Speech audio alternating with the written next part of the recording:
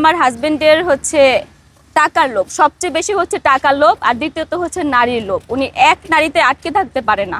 এবং আমার হাজবেন্ড আব্দুল কুদ্দুস আদনান হচ্ছে সবশেষে টাকার লোভী। এই টাকার জন্য হয়তো ওনার কাছে চলে গেছে। পরে হচ্ছে নারী লোভী। টাকার জন্য লোভী যদি না হতো তাহলে ৪৫ বছরের ওপরে একজন ভদ্র মহিলা, 2টা বাচ্চার মা, যার মানে ওই মহিলার সাথে উনি রিলেশন করতে পারতো না। ভিডিওটা যেদিন ভাইরাল হয়েছে তার পরের দিন আমার কাছে একটা নিউজ আসে এবং একটা অফিসিয়াল একটা নোটিশ আসে যে ওনাকে পুরোপুরি চাকরি থেকে, সকল শাখা থেকে ওনাকে বাদ দিয়ে দেওয়া হয়েছে এবং স্থায়ীভাবে ওনাকে চাকরিচ্যুত করা হয়েছে।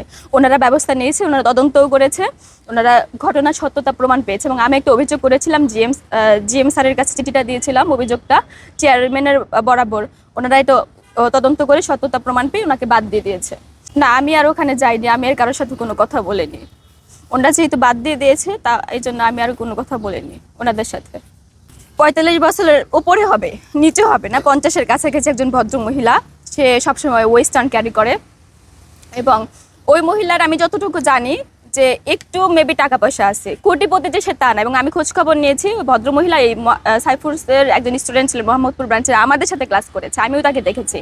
আমি যখন প্রথম ক্লাস করতে যেতাম আমাকে ফোন করতো যখন আমার হাজব্যান্ড আব্দুল কুদ্দুস আদনান, আমি বলতাম যে ওনার সাথে আপনার সম্পর্ক আছে, আমাকে না বলতো। দেখতাম ক্লাসে চকলেট দিত, এটা করতো সেটা করতো, সেই চকলেটগুলো আবার ওনার কাছ থেকে নিয়ে আমাকে দিয়ে দিত।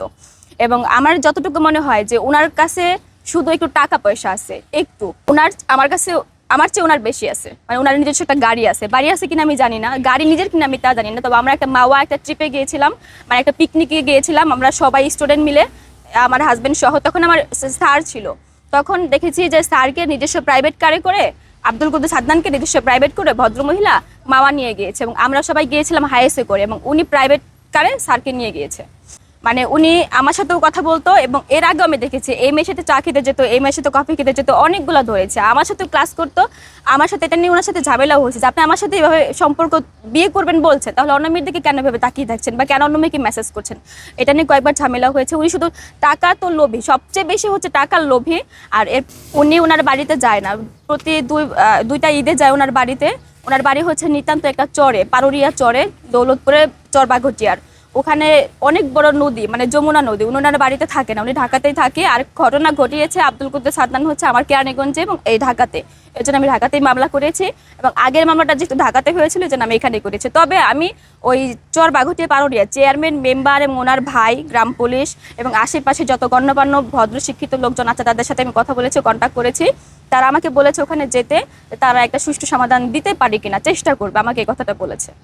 আমি হ্যাঁ যাব, আমি একদিন যাব, কারণ আমার মনে হয় যে ওখানে তাদেরকে আমার জানিয়ে আসা উচিত, একটা অভিযোগ করে আসা উচিত, এজন্য আমি যাব। এখন আমার হাজব্যান্ড আব্দুল কুদ্দুস আদনানের সাথে আমার কোনো যোগাযোগ নেই, কিন্তু তার নামে হচ্ছে মামলা হয়েছে। আগের মামলাটা আবার চালু করেছি আমি এবং পুনরায় আবার একটা মামলা করেছি। তো এখন মানে পরবর্তী পদক্ষেপটা আইনই নেবে।